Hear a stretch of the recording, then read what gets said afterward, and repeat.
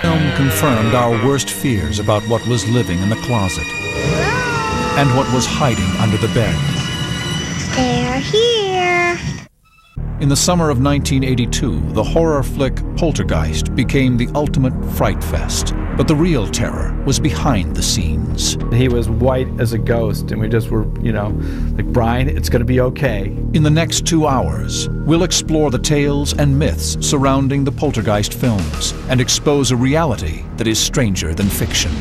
He felt that there was some alien spirits that were upset, and he detected it in the skeletons. And I began to get very creeped out about this. Is somebody trying to send me a message that I shouldn't be doing this film? We'll unveil the strange and bizarre events that happened on the set. He came to me sweating, very uncomfortable, and he said, "This set needs an exorcism." Finally, we'll reveal how the filmmakers coped with tragedy. One of the worst moments of my life, carrying a box with that beautiful little girl in it. Some say the casts and crews of the Poltergeist movies were simply unlucky, but others believe the movies were hexed. This is the story of the curse of Poltergeist, the true Hollywood story. There was a positive dream of being one of the world's Her life's ambition was to be a star. Never recovered from the public scandal.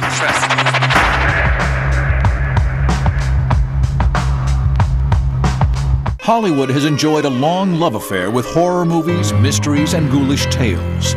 But sometimes what happens behind the scenes is more bizarre than anything Hollywood dreams up. No one knows that better than the casts and crews of the hit Poltergeist films. The freak accidents, untimely deaths, and acts of violence that occurred off-camera led to speculation that the movies are somehow cursed. Some dismiss the curse of Poltergeist as an urban myth.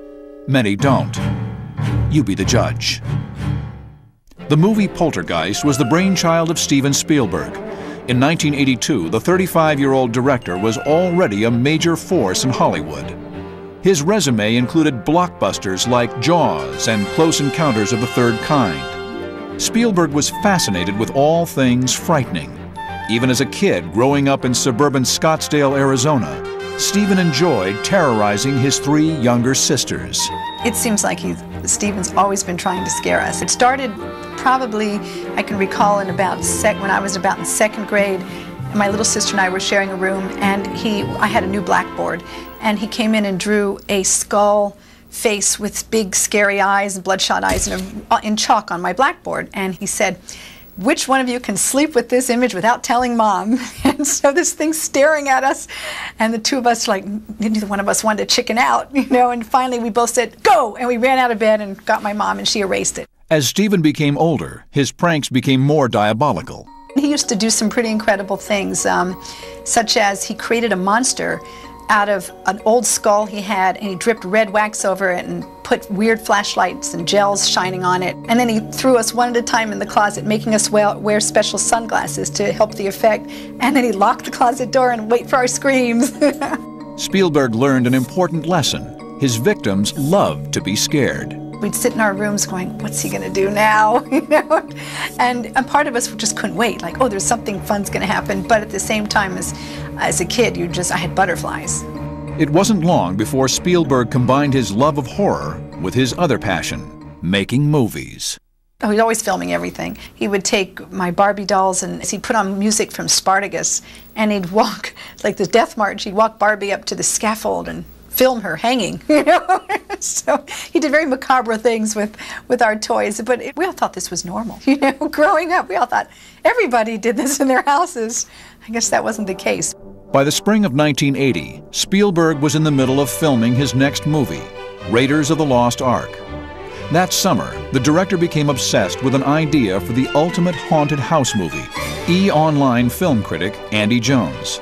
Setting the film in a suburban location sort of intensifies the scare factor, because you know what? Most horror movies and scary haunted house movies, they're set like, in spooky castles you shouldn't be going into anyway. Don't go in that building. You know, these are the buildings that you want to stay away from. But, you know, a neighborhood like in the suburbs where every building is beige and the kids all look the same and, you know, everyone goes to the same PTA meeting and the high school's right down the block, that's not the place where you expect to find, you know, ghosts and scary things. You feel very safe in these communities. And I think that's exactly where Spielberg kind of got us. While finishing Raiders of the Lost Ark, Spielberg knocked out an outline for Poltergeist, a story about an ordinary suburban family terrorized by ghosts. Spielberg and Raiders producer Frank Marshall took the project to MGM and sold it on the spot. There was one problem. Spielberg was committed to direct another project. When Spielberg signed on for Poltergeist with MGM, he was already under contract with Universal on E.T., which sort of forbade him to direct another movie, specifically Poltergeist. Obviously, Universal didn't want to have these two movies competing. Spielberg wasn't thrilled, but he found a solution. Steven's deal at Universal didn't prevent him from producing Poltergeist. Named directors clamored for the job, but Spielberg picked 37-year-old Tobe Hooper, whose 1974 low-budget shocker, The Texas Chainsaw Massacre, was considered a horror classic. Spielberg had his director, but he still needed a script. In 1980, Steven met with two up-and-coming screenwriters, Mark Victor and Michael Grace. The director actually had the duo in mind for another project.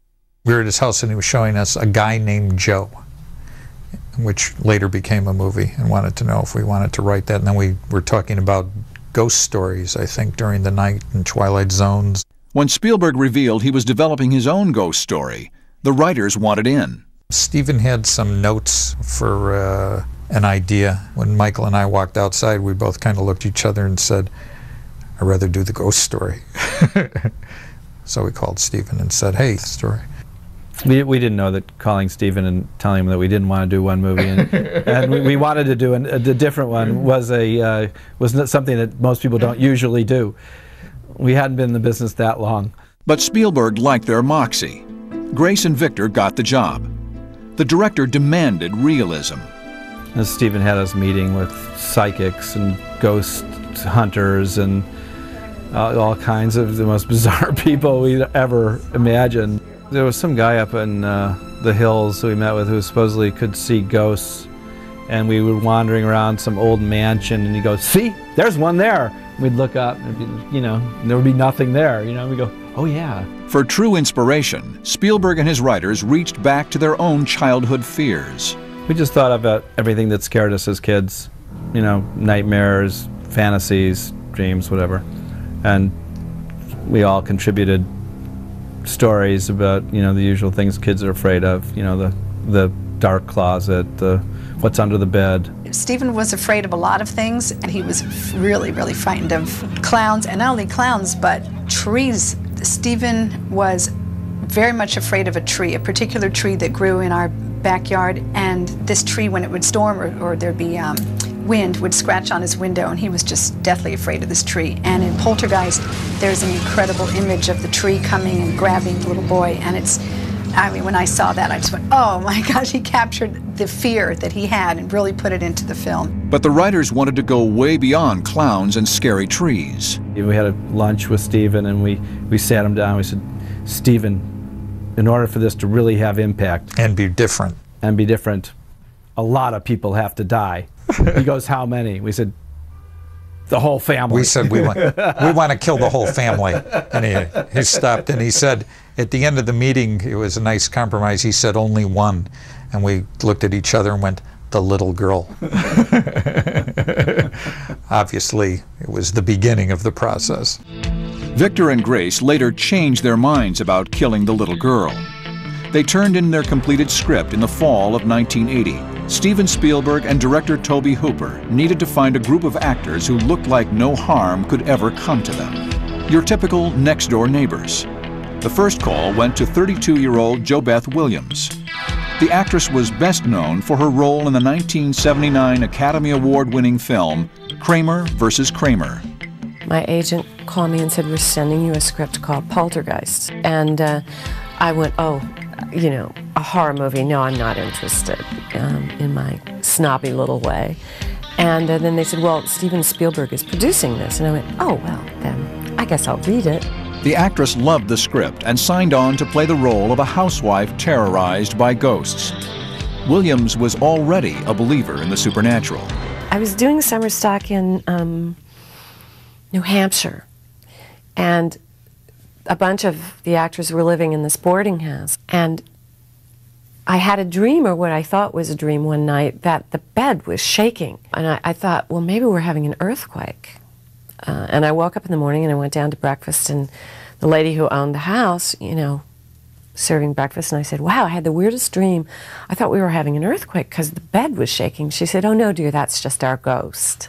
And I went, ghost? She said, oh yes, it's been here for years, nothing to worry about. Jo Beth had an actor in mind to play her husband, 35-year-old Craig T. Nelson. Jo Beth and I had worked in Stir Crazy, and then she got a part in the Poltergeist, first one, and she, I think, suggested me to Steven Spielberg.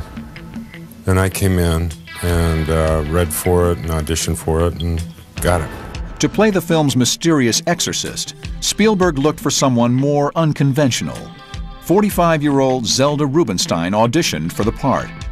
Like Jo Beth Williams, Zelda had first-hand experience with the unknown. I had been living in London for a very long time, and one night I was having a dream, like a little cartoon image of my dog back in California, and said, I have to go now, I'm so tired.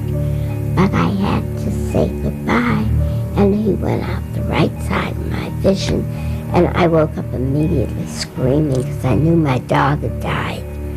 And in just a couple hours, my mother called from California to say the dog had died, very mysteriously. Rubinstein had the goods. She won the role. 21-year-old Dominique Dunn and 7-year-old Oliver Robbins signed on to play two of the family's children. But Spielberg and Hooper still needed to find Carol Ann, the youngest child and the Poltergeist's special victim. The film promised to be a monster hit, but little did the filmmakers know there were monstrous surprises right around the corner. Coming up, life imitates art. I was like, oh my God, I don't know if I can take months of this. And later, he delivered the line the way he did because he knew that he was going to die.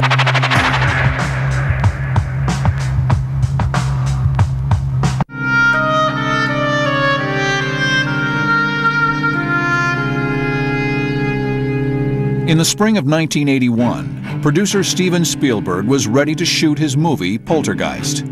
He had his script, director, and most of his cast. But Spielberg still hadn't found the right child to play the ghost's innocent target. Spielberg searched far and wide for his Carol Ann. One of the actresses he considered was 6-year-old Drew Barrymore. I remember that so vividly. I met with Steven. I originally went in for Poltergeist, actually. And he took one look at me and said, you're wrong for that movie. And I was sort of like, oh God, I'm in the wrong place. And he was like, but I think you're right for this other movie. That other movie was E.T. Spielberg kept looking for the ideal girl for Poltergeist and found her in an unlikely place. Agent Bob Preston represented 5-year-old Heather O'Rourke. Heather's older sister, Tammy, was working on a feature film at the MGM lot called Pennies from Heaven. In the MGM commissary, Kathy O'Rourke, Heather's mother, asked Heather to sit down and save the seats for them. So while Heather is sitting there by herself, the stranger came up, glasses, beard, sort of long hair, and said, hi, what's your name? And she said, well, my name is Heather O'Rourke, but you're a stranger and I can't talk to you. And he said, well, do you mind if I sit here until your mother comes back? And she said, well, she didn't say anything about that, but yes, you can sit down until she comes, but that's her seat. Okay, fine. So this man sat down, talked to Heather while they're waiting for the food to come. Sure enough, Mom comes back with a tray full of food and the sister. The man gets up and said, I'd like to introduce myself. My name is Steven Spielberg. At that point, Mom drops the tray on the table, everything spills. Steven asked how old she was. She said, well, I'm 5. He said, well, I need someone that's 6. She said, okay, just proceed to eat her sandwich. And then a day or so later, he came up and says, in the commissary again, he said, "How are you again, Heather?" Next thing we know, we were given a card to be interviewed. They met with Heather by herself, and Mr. Spielberg said, "Would you mind taking the script outside and have your mom sort of read the lines to you, and hopefully you can memorize it?"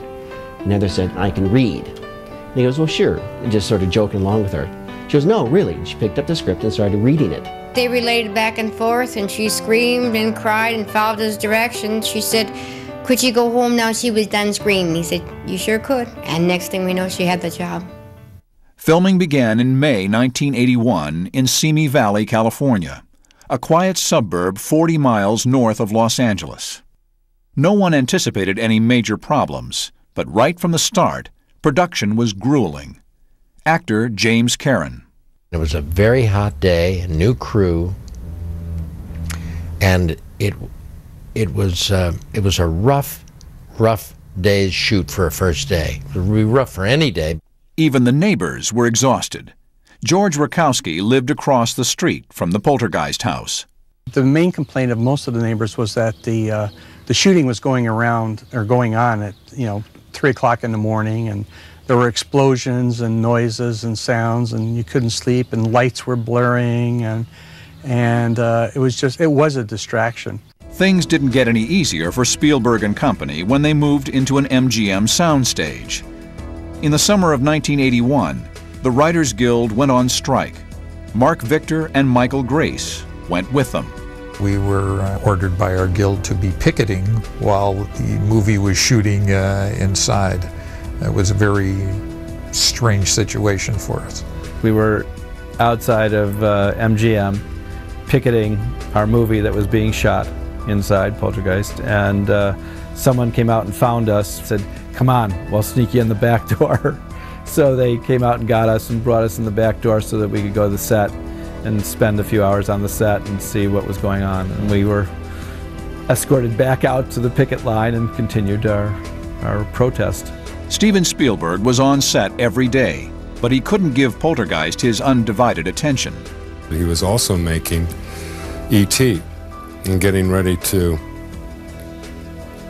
do E.T. It was in pre-production, and I can remember him talking about it and how maybe it was going to be a pretty big film, something he was excited about. Despite the chaos, the cast seemed unaffected, at least for the moment. Oh, Dominique was just a delightful young woman. I mean, Dominique was 21, I think, playing 16, full of life, full of energy. You know, a lot of jokes about her playing a teenager when she was really a young woman. Ollie. He's so tiny. I mean, he's just a little guy, you know, and he was fun. He was pro and ready to go to work. Unlike her character, Heather O'Rourke wasn't fazed by the movie's eerie plot. I cried in a scene, she would cry. If I seemed scared in a scene, she would totally take her cue off me and she would become scared. To the point where I began to get worried, and I said, "You know, Heather, I'm just acting." She said, "I know, so am I." And I went, "Oh, okay." I'll just back off. For the children, the movie was fun and make-believe. But for JoBeth Williams and Craig T. Nelson, it was a different story. It was physically very hard. Just a lot of running and screaming and dirt being thrown at us and skeletons being thrown at us. And I was like, oh my God, I don't know if I can take months of this. You just seemed like you were consistently wet and cold all the time. That's what I remember, is being difficult. Or covered in gel, which was the afterbirth of something. Whatever it was, it had a lot of alcohol in it, and so it made your body very cold. And, you know, little Heather and I had to be covered in this for long hours while we were shooting in the bathtub. It was pretty uncomfortable. But not nearly as uncomfortable as one of the film's elaborate sets, a rotating bedroom. I was really scared about getting on that ride because I'd never done anything like, I mean, few people have done anything like that. And, you know, the way it worked was that the cameraman was strapped, he and the camera were strapped to the set so that they rotated, and basically I stayed in place, but I had to slide with the set, and we did it over and over and over again. And the people who had built the set had so faithfully recreated the bedroom set that they had even recreated the cottage cheese ceiling, which scraped and scratched me every time I went around. So after about the 20th take, I had sort of scrapes and some blood on my elbows and my knees, which were exposed because of what I was wearing. And I remember I got off and I said, you know, Stephen, I'm bleeding. And he said, it's okay, we can wipe it away, it'll never show. And I said, well, I really appreciate your sympathy. As life on set became more difficult, life at home became more bizarre. Dominique had a weird experience while she was making the movie. You know, soon after the production started on the film, she was staying in the house. A bookshelf falls over, throws books all over the room that was bolted into the wall. I was living in an apartment in LA because I was from New York, and I would come home every evening and the pictures in the apartment would be crooked, and I would straighten them, and I would go to bed, and I'd get up really early and go to work the next day. And I'd come home late at night after a long, exhausting day, and the pictures would be crooked again. And I began to get very creeped out about this. I began to think, is somebody trying to send me a message that I shouldn't be doing this film, you know, that there's something wrong with me dealing with this subject? Coming up. The lights flickered and went on, and then all the video games in the room started playing themselves.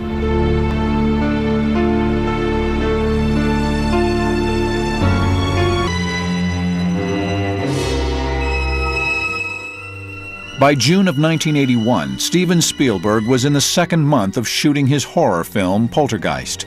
But a string of mysterious episodes was already pushing his cast and crew to the edge. The long days on the Poltergeist set and the disturbing incidents at home were clearly catching up with JoBeth Williams. We were so tired because the days were so exhausting. We all began to get hypersensitive to noises, sounds, you know, jumpy lights. I'd see things sort of flash by. And I think people were more susceptible to being creeped out because of the material that we were dealing with. You know, when you sort of have to put yourself, especially as actors, in a state of terror all the time, you begin to overreact to things. The actors constantly wondered what would happen next. Shooting the movie's last scene was a terrifying ordeal for Williams. The muddy swimming pool was actually on a set. It was at MGM in the old Esther Williams tank. They had built the pool, and then they put these huge lights, giant lights around it to light it, and then huge, what they call Ritter fans that are like 16 feet across to blow and create the sort of wind in the atmosphere. And I've always been very sort of, one of my fears is electricity and water. And so I would see these huge fans and these huge lights, and it would make me very scared to get into the water, because I thought, well, what if one fell in, somebody bumped into it accidentally, because there's, you know, a million crew members around. But producer Steven Spielberg didn't let his leading lady down. Steven Spielberg put on waders and waded into the pool and stood, you know, out of camera range on the side in the water. And he said, I want you to know that if a light falls in and it's going to electrocute you, it'll electrocute me too. And I felt much better. And fortunately, neither of us fried. Cast members weren't the only ones dealing with stress. Director Tobe Hooper had his own issues. My recollections of Tobe was that I believe he had a vision as director slightly different from that of Steven Spielberg as producer, and very frequently Steven made adjustments to the shots that Tobe set up. I'm sure it was hard for Tobe at times, because Steven is very strong. He's a very strong personality. His knowledge is just sort of breathtaking. And he was there all the time. I think you could really feel that Steven was very actively involved. And I'm sure sometimes that, you know, that was frustrating. It was also frustrating for the rest of the crew. Special effects makeup artist Craig Reardon was in charge of creating a ghostly piece of meat. In the script, the steak became cancerous. That's the actual word that was used. And so Toby saw that as something that had been deformed with tumors. So, because that's the way he saw it, I actually sculpted something and I brought it to the set for his approval. And he liked it, he approved it. Steven Spielberg walked up and said, "What's that?" And I said, "That's the steak." And he said, "No, I don't think so." And he said, I think we better keep it looking like a steak, otherwise the audience will get lost." And I could see his logic, but I thought, you know, a lot of work just went into this, which is now ash can.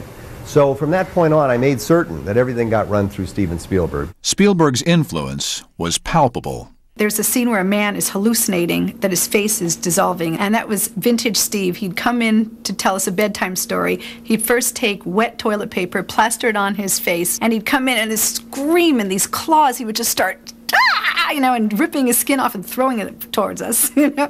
With Spielberg standing on the sidelines, Craig Reardon wasn't going to take any chances. It was necessary for a pair of hands to come up and actually tear into this face. Now, guess whose hands? Steven Spielberg.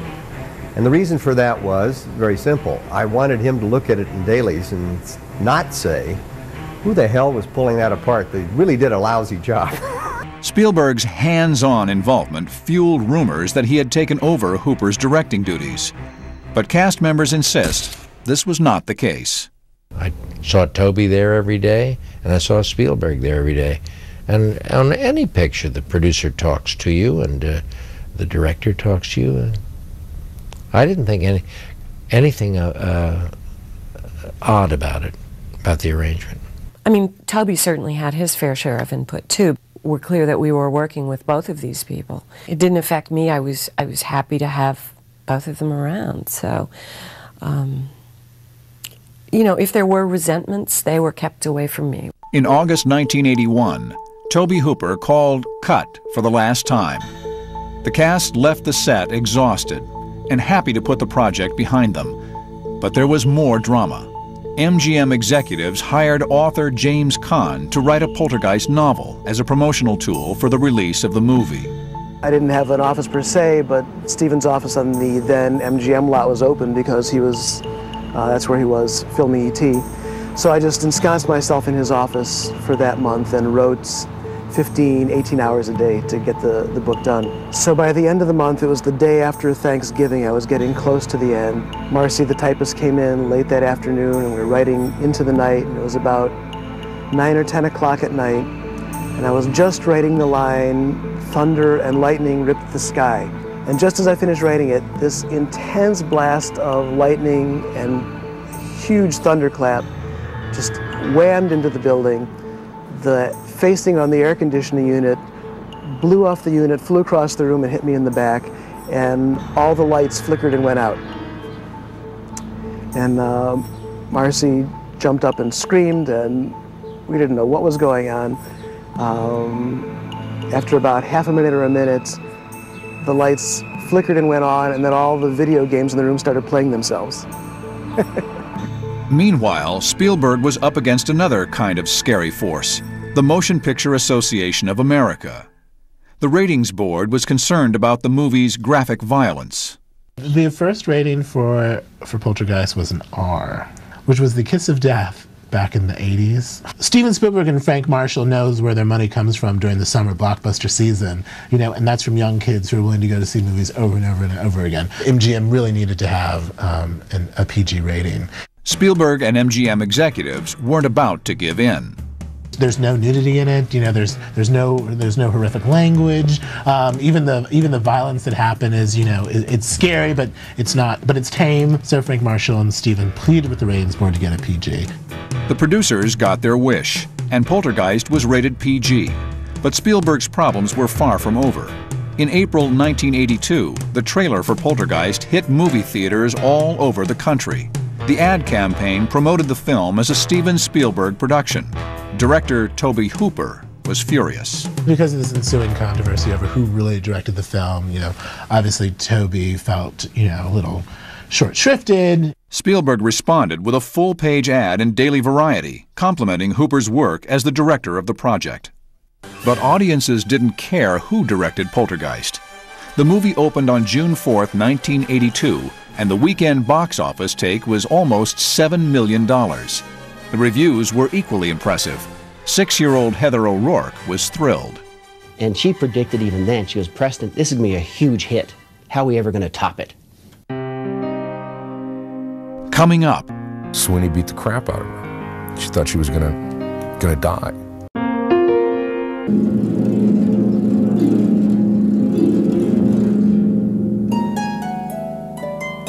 On June 4th, 1982, the film Poltergeist released its terror on audiences nationwide. That weekend, Steven Spielberg's ghost story ruled at the box office, but the movie's success would soon be overshadowed by tragedy and violence. Poltergeist turned Heather O'Rourke into a celebrity. With the popularity of Poltergeist, there was nowhere that Heather could go or not go where she would not be recognized. Well, one thing Heather told me, she says, I don't know why people want my autograph. It's just my name I'm writing. So she just, and I explained to her, well, she was in love with, she liked Sylvester Stallone. So I said, well, if you got someone's autograph you really liked, was that important? She said, oh, yes. I said, well, that's how you were to other kids. So she never refused an autograph, and she could understand all that. She was never rude or anything, but she didn't think she was anything special. The movie hit home with audiences. The strangest people were the people after the movies who kept saying, well, that happened to me. What happened in the movie happened to me. Really thank you for portraying it so accurately. They recognized me in the street. They stopped me in the aisles of the supermarket and said, could you please take a look at my house? No, ma'am, I can't. I'm so sorry. Poltergeist seemed on track to be the summer's biggest hit until Spielberg's other movie, E.T., was released 1 week later. The picture shattered box office records and put Poltergeist in its place. E.T. just kind of trumped it, but it trumped everything in its path. E.T. was one of those, spectacular blockbusters for the ages. Although Poltergeist was no longer #1 at the box office, the movie put its young stars on the map. The career of 22-year-old Dominique Dunne was taking off. She was set to appear in the upcoming TV series, V. She was really brilliant, smart, talented, easy to get along with, full of enthusiasm because she was just starting her career. Dominique's love life was also moving full steam ahead. Her boyfriend, 26-year-old John Sweeney, was a successful chef. The couple appeared happy, but they were dealing with demons of their own. Michael Feig worked with Sweeney at Ma Maison restaurant in West Hollywood. First impression of John was high energy. He was always moving. Bit of a temper, and didn't really want to set it off or aggravate him or anything. Sweeney had a short fuse. When a fan complimented Dominique on her performance in Poltergeist, Sweeney reportedly attacked him. Just a few months later, Dominique became the victim of one of Sweeney's jealous rages. Dominique's friend, actor Miguel Ferrer. Sweeney beat the crap out of her. She thought she was gonna die. He choked her unconscious, banged her head on the floor, did all this. I was absolutely blown away. 1 month later, Dominique and Sweeney fought again. This time, the young actress took action. Friend, Gloria Gifford. He tried to hurt her, and she knew he was really doing something bad. And it was after that she told me that she said she was separating from him, that they were going to take a time away from each other. But Sweeney didn't take no for an answer. According to police reports, on the night before Halloween, the chef carved a chocolate mask in Dominique's likeness and delivered it to her door. Dominique was rehearsing lines with actor David Packer when Sweeney made his surprise visit. Former LAPD detective Harold Johnston. John Sweeney came up, knocked on the door, asked her to let him in so he could talk to her. She declined. She then came outside with him to talk to him. Mr. Packer said he then heard loud noises and loud conversation coming from the front porch. Packer later testified that he tried to ignore the argument. He turned on the Poltergeist soundtrack to drown out the noise. Then he heard Dominique scream. At that time, Mr. Packer said he went to the telephone a friend, and he left a message on the answering machine and said, "If I die tonight, John Sweeney did it." In a panic, Packer phoned the police. Police personnel who answered the telephone told him that if he was any kind of a man, that he would go out and help Miss Dunn. But Packer didn't go outside. A few steps away, Dominique was fighting for her life. Prosecuting attorney Stephen Barshop. Sweeney grabbed Dominique Dunn by the neck. He grabbed her, pulled her off the porch, pulled her to the side of the house, and was strangling her. It took approximately 4 minutes. When the sheriff's deputies first arrived, Mr. Sweeney walked out to them with his hands up. He then walked back here and lay down beside Miss Dunn. Dominique was rushed to Cedars-Sinai Hospital in Los Angeles, where she slipped into a coma. Our emotions would swing from absolute despair to, come on, she's still here. As long as she's still here, there's still a chance it's going to be okay.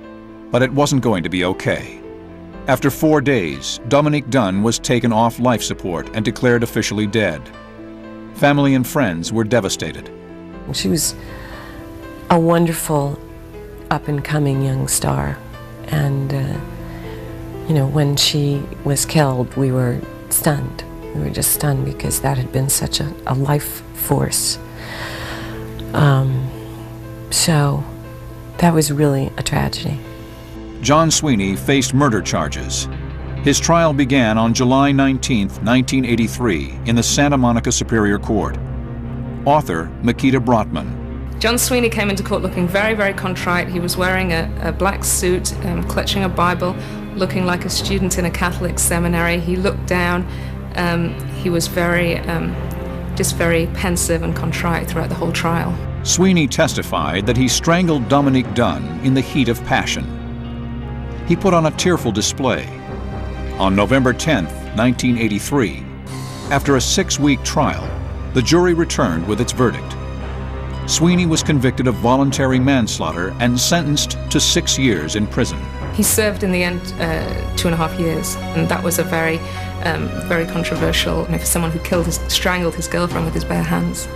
After Dominique's tragic death, an urban legend was born, the curse of Poltergeist. To a certain extent, there were close similarities between events in the film and events outside the film, so I think that really began to fuel the curse. Coming up, an actor's last rites. And I said that he needs to do this for a soul. I knew he wasn't going to live long.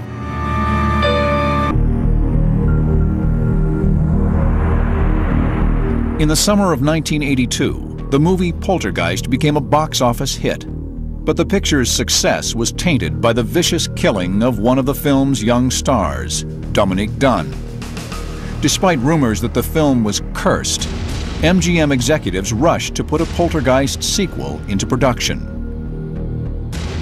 Producers Steven Spielberg and Frank Marshall and director Tobe Hooper weren't interested in Poltergeist 2, but nothing could keep screenwriters Mark Victor and Michael Grace away. Not even the so-called curse of Poltergeist. We had heard of the Poltergeist curse, and we knew of the tragedy that had occurred on the first film. We did not really believe that it had to do with the subject matter of the movie, or that the movie was itself cursed in any way. So we were very upset about what had occurred, but we didn't feel that it was going to follow us, you know, from one movie to the other. Little did we know. In Poltergeist 2, there were some pretty strange moments, as it turned out. Victor and Grace also signed on as producers of Poltergeist 2. They finished their screenplay in the spring of 1983. There was just one hitch. What we realized was nobody in the first movie had been signed to do a second movie. There was some question whether Joe Beth and Craig T. would come back and do the sequel. So it took a lot of politicking and our will and persuasiveness to get them back. and because they had thriving careers. MGM gave the actors a very good reason to sign on. Well, the money. I mean, it was great, and you know, I'd never made a check like that in my life. They made me a financial offer that I couldn't refuse, and I read the script, and it was Craig again and the kids again, and read the script and thought it was actually very interesting. So I agreed to do it. Victor and Grace accounted for Dominique Dunne's absence by sending her character away to college, but they knew that they needed Heather O'Rourke. Heather O'Rourke was really excited to be involved in Poltergeist 2. She was older, she was 7 by then. She understood the business much better. She had already had a lot of credits under her belt. So at this point, it was going back to work with old friends and continuing a role that is a part of history. Oliver Robbins and Zelda Rubinstein were back as well. Now, all the producers needed was a director. In 1984, Brian Gibson was a young filmmaker looking for his big break. Psychic Jill Cook told the director he wouldn't have to wait long. I went to New York and I read this young producer named Brian Gibson. And I said, you're going to get your first movie. And it's not what you think. It's going to be a movie, a spiritual movie. He didn't believe me. I was like, you're just telling me what I want to hear. I met Jill Cook some months earlier through a producer in New York called Jill Paperno. And then I kind of forgot about it. In the spring of 1985, Jill Cook's prediction came true. Brian Gibson had been recommended to us as a director to look at by the studio, and we saw he had done one small film, Breaking Glass, for the BBC, and Brian came in and we just hit it off with him. I think he told us in his initial interview that he had been told by a psychic that he would get the job of director of Poltergeist 2, and we didn't trust him when he said that. We thought, okay, he's just crazy enough to do this. Gibson got the job and immediately called Jill Cook. He said, I got a movie and I want you to help. I'm like, oh, that's great. I'd love to help. What's the movie? He said, Poltergeist 2. I went, oh my God. I absolutely loved the movie, the original, the first one. Cook was signed as the film's official psychic advisor. She began consulting with the filmmakers over the phone. I think what we'd like to do is get guidance on this idea that we've just started to talk about. But do you think it would be a good idea to kind of just do a reading? I'm going to begin with a prayer because I believe in the power of prayer. And I believe if you ask, you shall receive. And if you knock, the door shall be opened. And if you seek, ye shall find. What I would do is mostly concentrate on the spiritual side of it, how realistic that is. When I received the original script, the ending was they killed the spirit with a baseball bat. And I laughed. I said, well, the ending's no good. You can't kill a spirit with a baseball bat. So that we worked on the ending.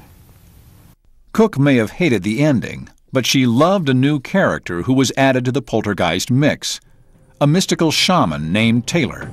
The writers based the role on a friend of actor Craig T. Nelson. The character of the Indian was really inspired by Craig's relationship with an Indian that he had met when he lived in Mount Shasta. That the guy had revealed to him quite a bit spiritually and that he had grown a bit from it. Creating the character of Taylor was easy. Finding an actor that fit the part was a bit more difficult. I wanted an authentic American Indian. I wanted someone who was a good actor, who had a sort of power, personal and spiritual power about them. I know Brian had a hard time casting that role, and they looked at a ton of people. Well, we had a lot of people come in for the part of the Indian in Poltergeist 2. Just about every actor in town was coming in claiming that he was at least part Indian, including Dennis Hopper, who claimed he was an Apache or something. Gibson called upon his psychic advisor for help. Brian talked to me about hiring the actors. He'd give me a list of names of actors to pick. I really didn't know who the actors were. I don't know at the time when they'd say a name who this person was. I just write them down and say no, no, and then I would say, well, this person's this. I'd give comments on some of the people, and some I'd just say no and go on. Cook zeroed in on one candidate, Will Sampson. The actor was best known for his role in the 1975 movie One Flew Over the Cuckoo's Nest. I picked him because he's a spiritual master. I knew his heart. And that's what when I read people, I read their heart. The filmmakers were skeptical until they met Sampson in person. When Will Sampson came in, he was the real McCoy, and he was in fact the shaman for several tribes, I've been told. And he just was the character, and it wasn't even a question. The psychic made believers out of the filmmakers. They were so thrilled, they asked Jill to find an actor to play the part of the evil minister Cain. The psychic picked Julian Beck, author Makita Brotman. Julian Beck was a very well-known actor. In fact, he was most well-known for his work in theatre. He and his wife, Judith Molina, had started this very famous theatre group called the Living Theatre. But Jill wasn't interested in the actor's resume. I said that he needs to do this for a soul. I knew he wasn't going to live long. And I didn't even know who he was. I mean, I had no pictures, nothing.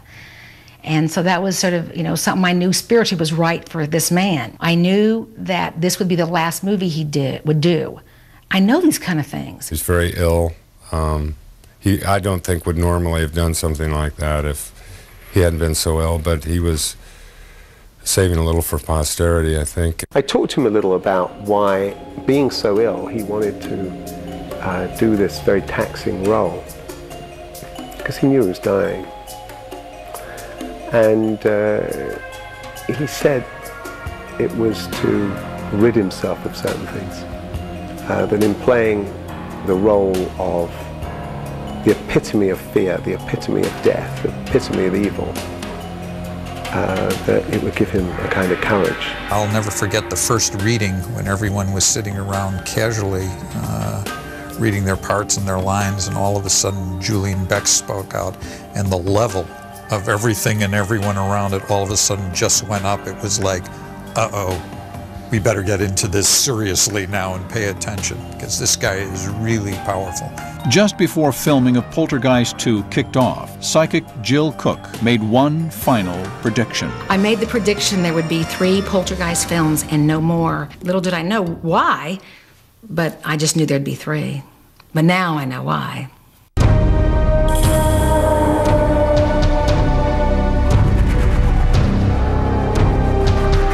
Coming up, cameras roll and the curse continues. He said, I think these skeletons somehow contain something. This set needs an exorcism.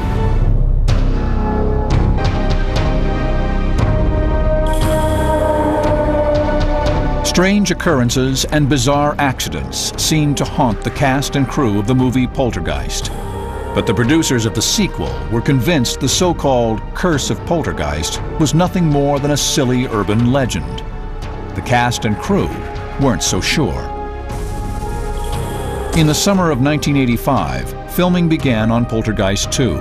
The movie's budget was $19 million, nearly twice as much as the original. Director Brian Gibson was tense. On the first day of filming, I'm always nervous because there's a lot going on and a lot of pressure. We arrived on the set and there was like a crew of 150. I mean, it was amazing. And he was white as a ghost. And we just were, like, Brian, it's going to be okay. Just get that first shot and then everything will be okay. But getting the first shot took much longer than expected. Actor and real-life shaman Will Sampson delayed production for hours by performing a Muskogee Indian blessing on the set.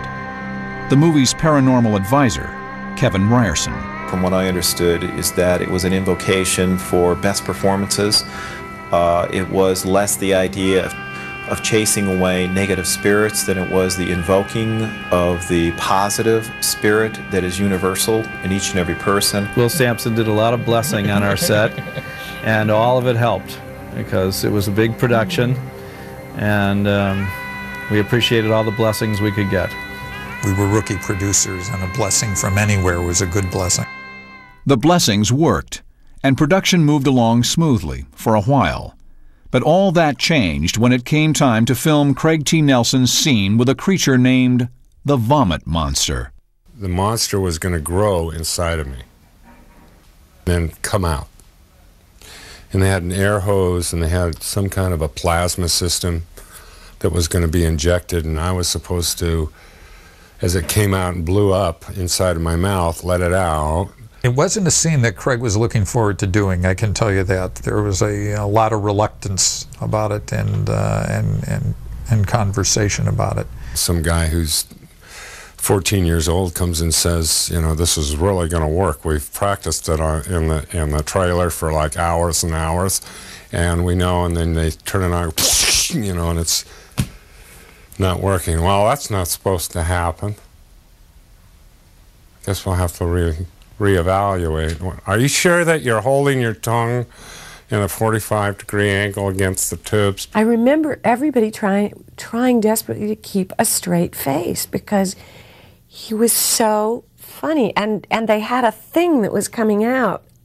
And he kept saying, "Does it look phallic?" And we'd all go, "No, Craig, no, it looks fine." But the stunt became less and less entertaining as problems continued. You're there, you know, 6 hours later wondering, why are we're doing this again? You know, and it just didn't work. And didn't look right, Brian didn't like it, and one thing led to another, and finally the thing, you know, did something. I mean, it did what it was supposed to do, kind of. Late that night, director Brian Gibson finally decided he had his shot. The exhausted crew wrapped for the day, but the next morning, the crew received some bad news. Director of photography, Andrew Laszlo. Something did go wrong with the camera, and the film got scratched and exposed by light, and we had to redo that scene again, much to the consternation of everybody involved, including Craig Nelson, who had to go through this whole gross situation. There were more problems to come. In the summer of 1985, the cast and crew prepared to shoot the movie's dramatic finale. For the scene, an MGM soundstage was transformed into an enormous underground cavern. Frightening. It must have been very authentic. It's the kind of thing I have no intention of investigating. I would never, in nature, go into such a cavern. The set was more than just uncomfortable. It was dangerous. It was a very tricky set. It was a very difficult set. And I remember it had very low ceilings, and people kept running into things and banging their heads, and cameras falling. People tripping and falling, people getting sick. There was a lot of electrical stuff going on, I remember. There was reels running out, there was camera jams. The film was somehow I don't know what it was doing, but it was blanking out when they were like processing it. The first day we shot footage, the footage didn't turn out at all. It was black. And the studio was really happy about that. Skeptics argue that it could have been a pre-exposure to sunlight. Given the professionalism on the set, I'm not certain that those explanations could have occurred. That type of fogging is very typical of poltergeist phenomena. No one could figure out why the problems were occurring. Anything that happened was immediately assigned some kind of a supernatural explanation. Production slowed to a crawl. The filmmakers were afraid that they wouldn't be able to finish the scene or the movie. Actor Will Sampson had fears of his own. So we were on that soundstage for a long, long time, and things were not going well. We were getting way behind. So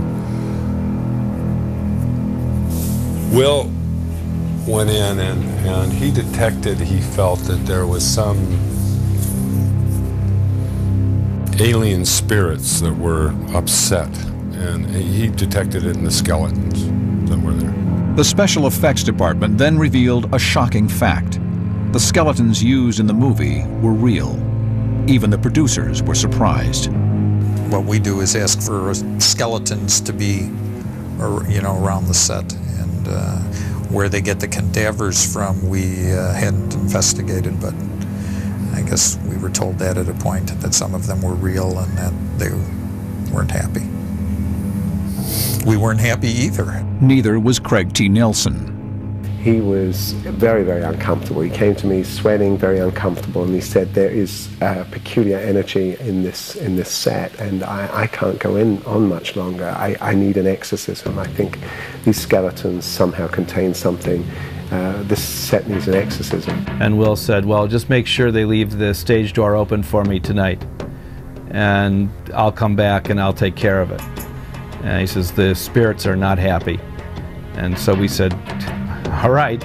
And when we told the, the security that they had to leave the stage door open for Will Sampson so he could come and, do a blessing on the set, they rolled their eyes, but they accommodated us. At 4 o'clock in the morning, Sampson entered the Poltergeist soundstage and performed an exorcism. Whatever it was, it worked, and there wasn't any problem after that. Now, that's what happened. So, I don't know. Yeah, me, I just know that nothing happened and it was good. Coming up. He delivered the line the way he did because he knew that he was going to die.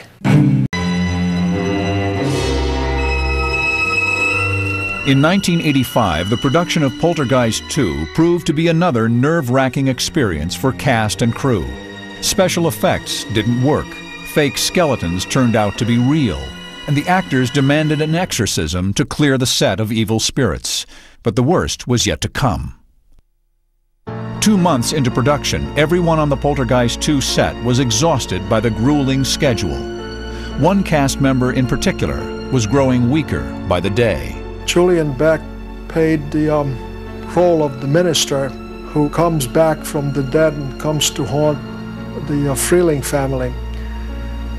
He was terminally ill at the time when we did the filming with him, and he looked like he was terminally ill. It was clear that he was ill because I think he had stomach cancer and he couldn't really take in solid food, so he was being fed like, a number of times during the day. He'd go and have, I don't know if it was an IV or if they fed him through a tube.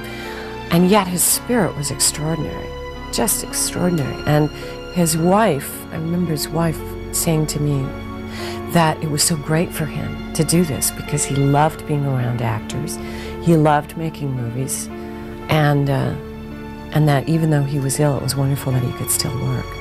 Despite his failing health, Beck was a major force on the set. He was great at creating terror. The moment through the wire mesh of the door when he wants to get into the house is a very scary moment because you feel the power of his need. Let me in. Let me in. Let me in. You're gonna die in there! All of you! You are gonna die! We looked at this man who looked like he was about to die, telling us that you're all going to die. And some of the people claimed that they were very affected by it. But it might be that he delivered the line the way he did because he knew that he was going to die. In the fall of 1985, Poltergeist 2 wrapped, and everyone breathed a sigh of relief. There were some strange things that happened, and there were more strange things that happened than happen on most movies. So it was a marvelous kind of end of school, end of task feeling about the last day of shooting. Brian Gibson wrote me a beautiful thank you letter. Wanted to verify that I am gifted and that I am truly helpful and I got a good heart. Sadly, another of Jill Cook's premonitions came to pass a few months after filming wrapped. On September 17, 1985, actor Julian Beck succumbed to cancer. As Cook predicted, Julian survived only long enough to finish Poltergeist 2. I just remember being over on the lot and somebody came over and said he had passed away, and you're immediately sad because you spent a lot of time together in a very intense situation, and at least with us personally, he was just lovely and incredibly professional, and and a rare talent. He was gifted. Julian Beck's funeral was held on September 20th, 1985. But the veteran actor still had some earthly affairs to wrap up. I was on the phone to this psychic, Jill Cook. She suddenly said, there's someone on the phone right now who says he's in the movie. And she said, his name is Julian. He has a message for his wife. I said, okay, what's the message? And she said, the message is, don't forget the double-winged eagle. And I said, oh, thank you, thank you. I had to talk to Judith Molina, Julian's wife, a few days later. So I said, do you believe in the hereafter, Judith? And she said, what, have you heard something from Julian? And I said, well, yeah, and I told her the story, and I said, you know, he sent this message, don't forget the double-winged eagle. And there was a sort of chilling silence, and she said, well, that's what's on the frontispiece of all Julian's poetry. Beck won rave reviews from the critics, but they found little else to praise when Poltergeist 2 premiered in May of 1986. Poltergeist 2 was really a really bad imitation of the first one, you know, just a bad Xerox, you know, and it's not necessarily a copy. I mean, obviously it's sort of set, you know, in a different place and what have you. Movie audiences, however, didn't care about reviews. Poltergeist 2 eventually took in a respectable $41 million at the box office. MGM executives were pleased. Meanwhile, 10-year-old Heather O'Rourke was struggling with a mysterious ailment. The doctor says, well, maybe it's just the flu. Well, she'd gone to school the first day, come home, and her legs and feet were swollen twice the size. I took her back to Kaiser, and Kaiser says, well, maybe something bit you. So we came back home again. They finally, after the second day, they admitted her to the hospital. Agent Bob Preston. Everyone was concerned with Heather's health. So every doctor that was a specialist we would send her to, and the studios were concerned with her, and the parents were concerned with her health.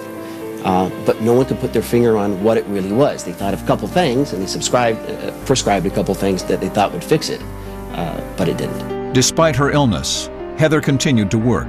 The young star was signed to appear in a TV movie called Surviving. Manager Mike Meyer. She had worked through it.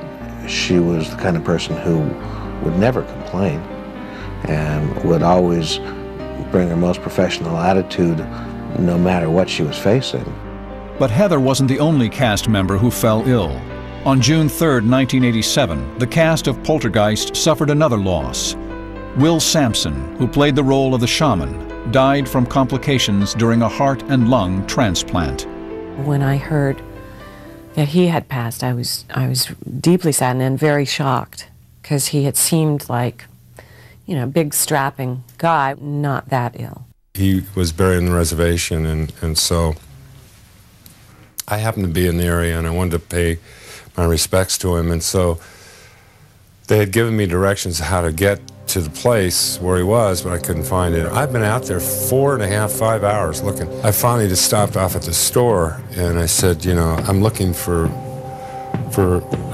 Will Sampson, of where he was buried, and the guy next to me is his cousin in line. The cousin led Nelson to Sampson's gravesite. I can remember vividly, there was the reservation burial ground, and Will had been interred maybe at 2 days. And the cicadas were like, it was a cacophony of sound. And I walked up and I said, hey, Will, it's Craig. And immediately it was this still, just went really still. And I said, come on. I kind of laughed, and it was pretty amazing.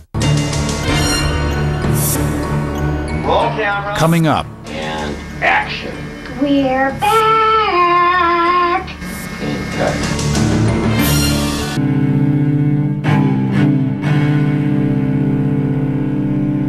By the end of 1986, Poltergeist 1 and 2 were both successful at the box office.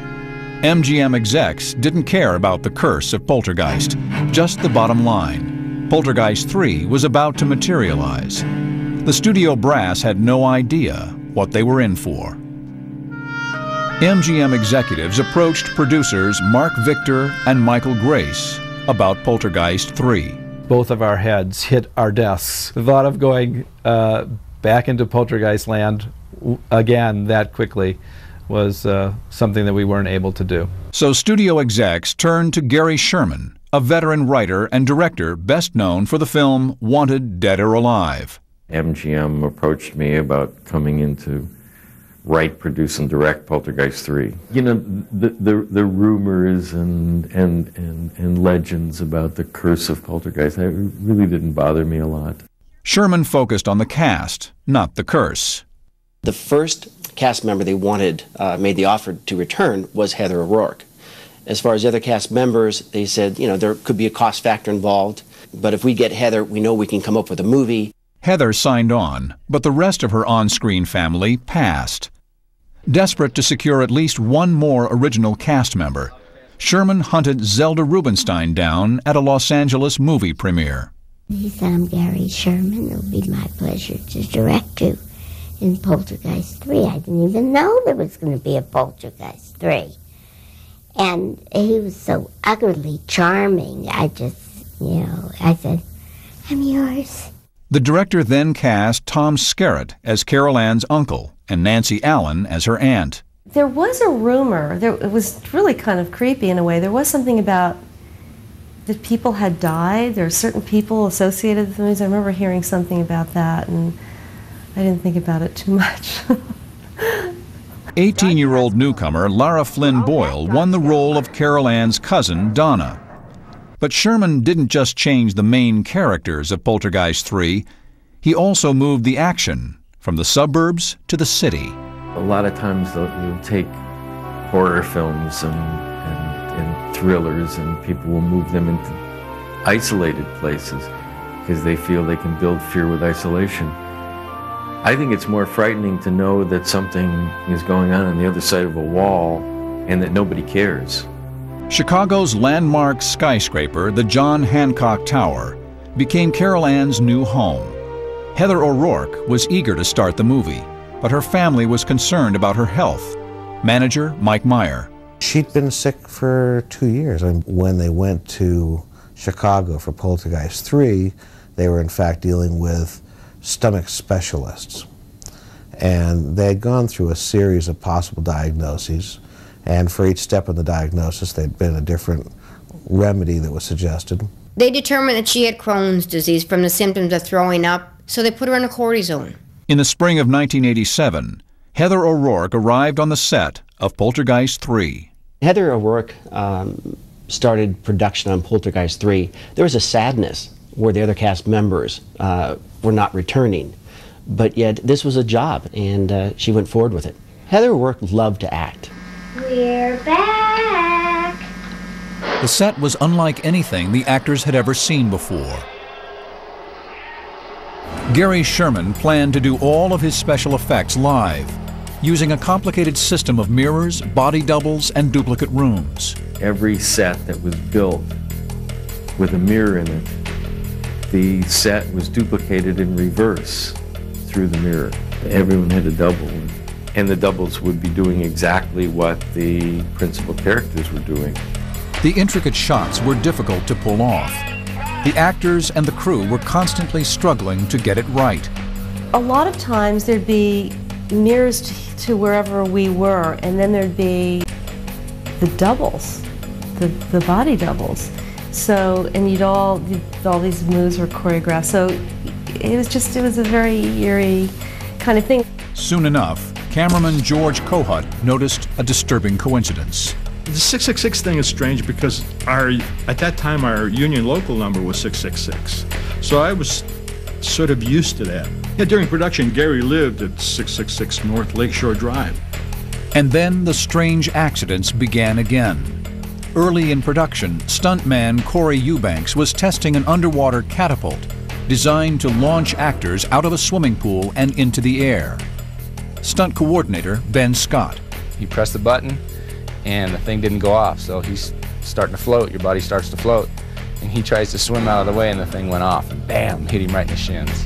Sliced his shins up. It was a pretty bad deal. The engineer at the John Hancock building who was assigned to help us on the show was sitting in the lobby one night when we were shooting and sitting very still, and ended up that he had passed away. I feel very guilty about Gary breaking his leg, because in fact I fell into Gary and drove his foot under the dolly, and that's how his leg got broken. Things only got weirder for Sherman and company. While shooting publicity photos before one of her scenes, Zelda Rubinstein was overcome by a strange premonition. She said, like a bolt of lightning went through me. I just felt like really strange for a second. I said, you know, you want to work? And she said, oh yeah, I'm fine. So we start setting up to do the scene. And Barry Bernardi, the producer, comes down into the production office and pulls me aside on the set and says, we have a problem. We're going to have to lose Zelda because we just got a call that her mother just passed away. I've always had an unusual connection with my mother, and when I was called out from the set to go to the business office, I knew that my mother had died. Proof sheets come back from the gallery shoot, and we're looking through them. In the middle of all of this, there's one photograph that has light everywhere. And it's all out of focus, and it's all weird, and it's like multiple images, and we're trying to figure out what this is, and we're all looking at it and saying, oh. Anyhow, it looked like a light leak in the camera or something. We had the negative analyzed and everything. Nobody could ever figure out what it was. It just was like this cosmic thing that happened. And obviously, this was the moment that Zelda's mother had passed away. Coming up, the set becomes a living hell. That smoke's pretty bad, and it starting, you know, burn your throat and your nose and your eyes.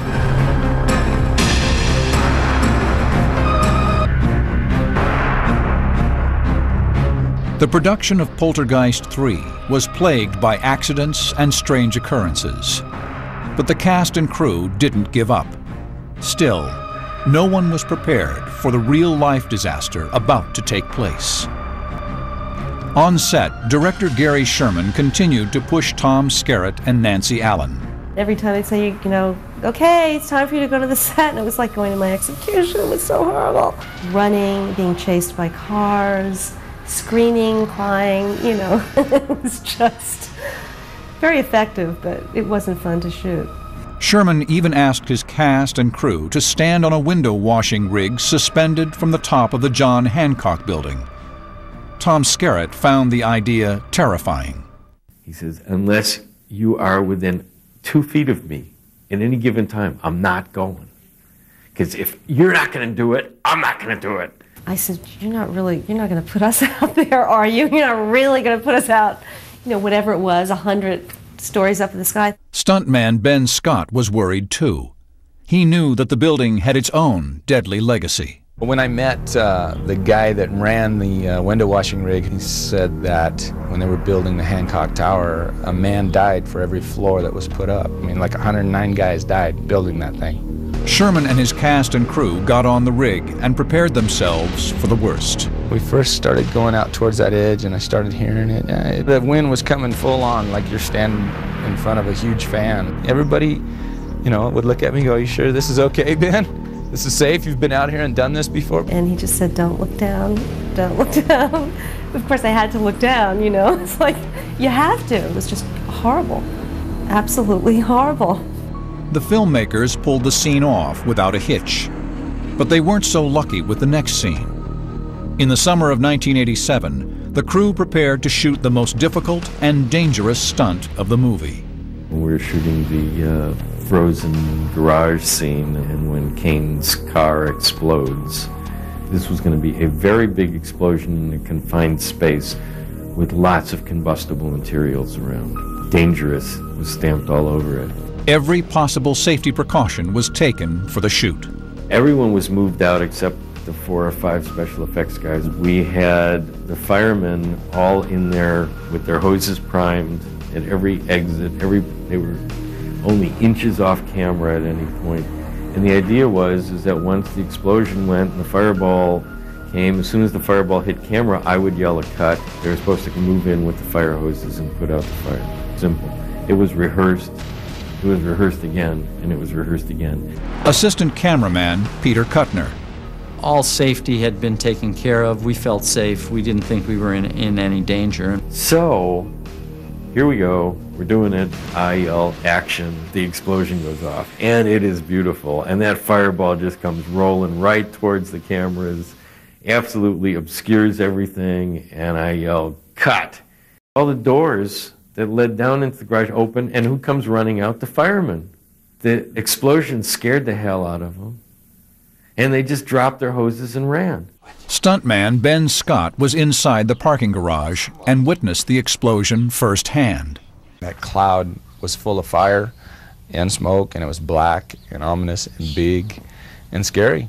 I mean, my first reaction was duck. Here it comes. Get underneath it. I saw the firefighters' legs over there and the cars burning over there and the hose sitting in between them that was charged and ready to put out the fire, but nobody to man the hose. Scott followed the firefighters out of the garage.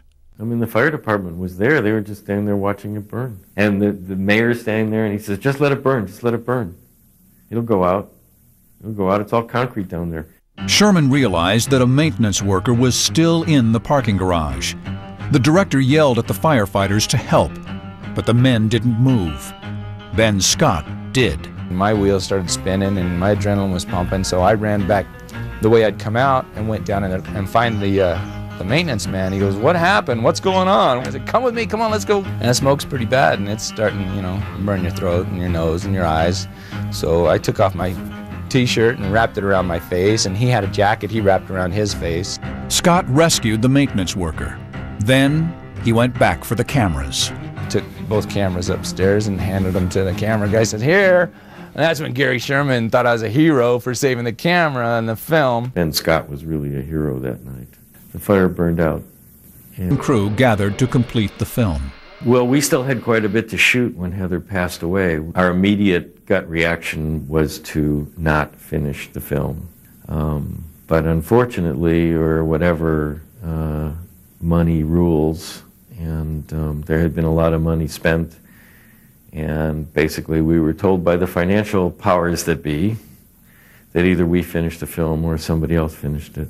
So I had to write a whole new ending for the picture. Sherman used a double to replace Heather and shot his new ending in one day.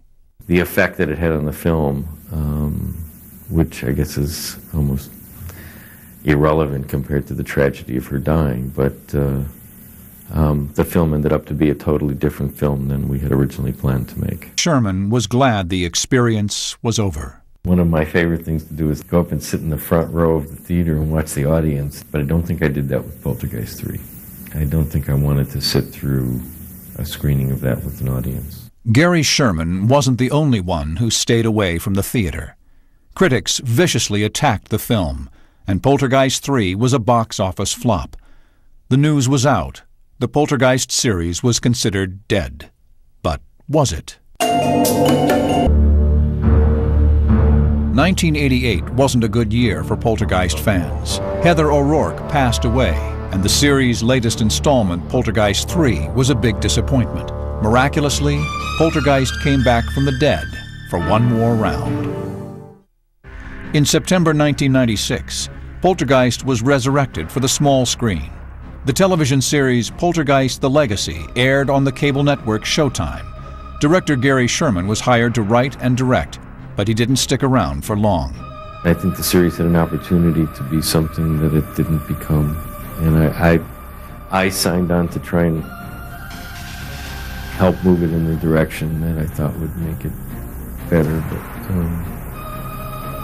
my ideas and other people's ideas were not the same. Poltergeist: The Legacy lasted 4 seasons. There may never be another reincarnation of Poltergeist, but the film made a lasting impact on fans and cast members. I get approached all the time by people that have seen it, and it's made an impression on them, which is one thing that you realize the impact that something like that has had. We had no idea it would be the phenomenon that it was. We thought it might be one of those movies that went right to drive-ins, you know. We had no way of knowing. As for the curse of Poltergeist, there are those who believe it isn't over yet. In 1994, the Northridge, California earthquake rocked the quiet suburban street where the original film was shot. The only home that sustained any major damage was the Poltergeist house. You need a scorecard to tally the catastrophes, accidents, and deaths that haunted the Poltergeist series. The debate rages on: curse or coincidence? As far as the curse of Poltergeist is concerned, I think that it just means that here are a series of uncanny coincidences and synchronicities and accidents that seem so unusual and so out of place that we can't really work out how to fit them into our sense of reasoning. I think that a movie can just feel wrong. Both people want to have this mystery, this little extra fear in their lives. Listen, life is so scary these days. You don't need things like mysteries on the set of Poltergeist to add to it. I think when you're making a film, even when you're writing a film, there's a certain kind of thought and energy that's put out, and that has power, has some kind of power. When you decide to create fiction, you need to take care about where it might drag your thinking and where it might drag your reality.